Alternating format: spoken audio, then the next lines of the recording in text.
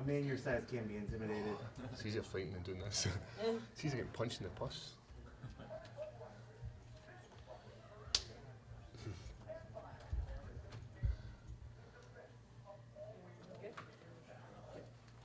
These tall guys now.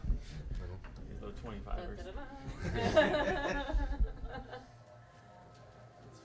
With my boy Perry. Well, you had a beautiful armbar there. Great win for you in the UFC. How does it feel to walk away victorious in the debut? You know, I said it just as I was crying there. Dreams are made and dreams are broken in that octagon in the UFC. And you know what? My dreams just get bigger and bigger and bigger. And unfortunately, somebody's dream had to die tonight, and it was Enrique's. So that armbar felt amazing, you know what, and to get it against an opponent who has not been beaten. I'm the man to drop that off of him, so it's quite an experience. Talk about how this week has played out for you, emotionally, excitement. You know Any what? jitters? No, none at all. It's just another day in the office. Me and my coach, we come over a week before this, so we've been out here for 2 weeks now, and we had a holiday. I'm not going to lie to you and say, oh, it was all grand. We were waking up in the morning, we were doing our stuff. Afternoon was our time, and at night was training time. So me and the coach had a holiday. It was a great thing. The city is beautiful, man, and see the love I felt for it as well. It's awesome. Feeling pumped, man, to be here. Sorry, where do you live and train out of? I live in Scotland, so it's about 20 minutes outside of Glasgow of where I train. It's a place called Coatbridge, and we train at the Scottish Hit Squad. So team full of savages, and those guys who are going to hear more about them as I get bigger, they're going to get bigger, man. And Scottish stock's going to rise. First there was the English, then came the Irish. Now it's the year of the Scot.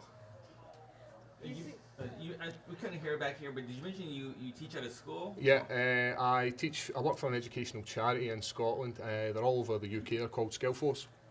They were great. They gave me 2 weeks off to come over here to fulfil my dream of fighting in the UFC. So they supported me.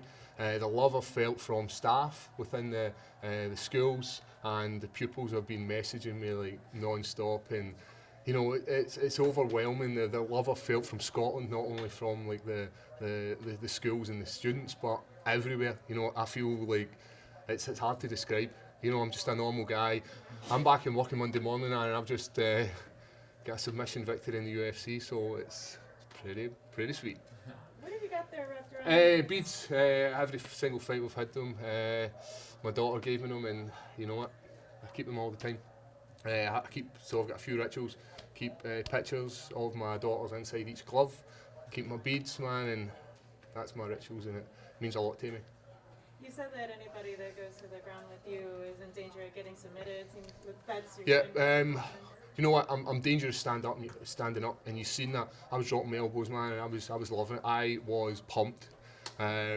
You know, it was the coolest thing ever. I know we're talking about elbows and all that kind of stuff. I was sitting in my hotel room earlier on, me and my coach, you know, we went away down, got me my lunch, listening to some music. The music I was listening to was a Scottish band called Biffy Clyro.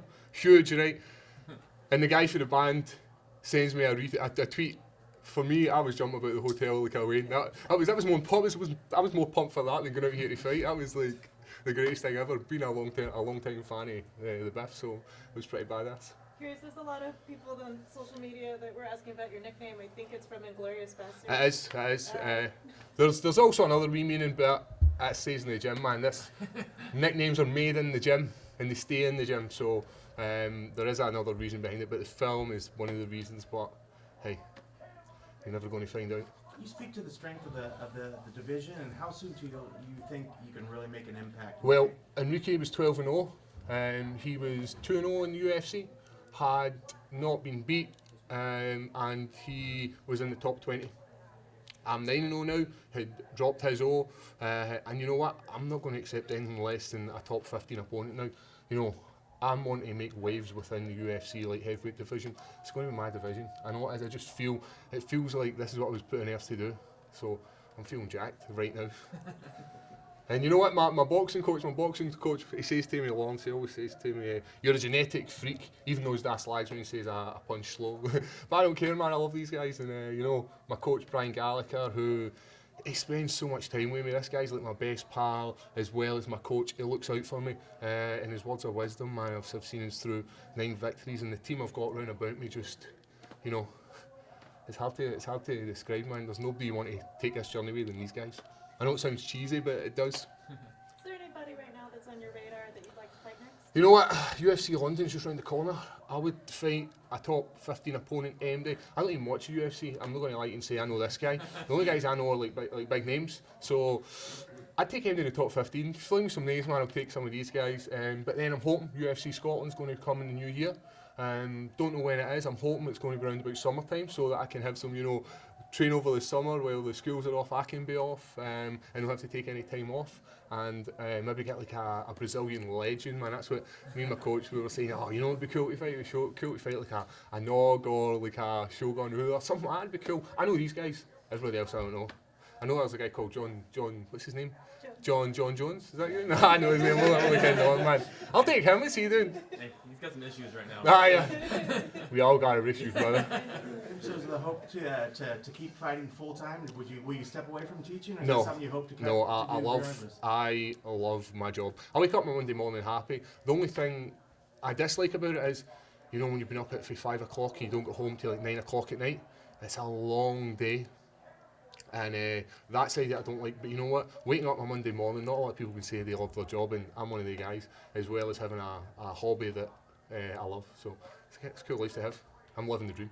Yeah, I'm probably don't have a problem disciplining the kids. They probably stay in line for you. You know what? Everybody thinks that. Everybody thinks, oh, he's a big mean dude. But no, I'm like the softest guy ever, man. My daughters don't even listen to me. But the kids, they've got this sort of respect. See, because you fight in the UFC, you fight MMA, they kind of look at you like in a different light. Like, man, he's a cool guy. So I've got mutual respect for these young adults.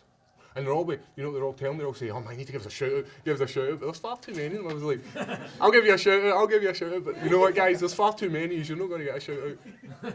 Just have a list of class names.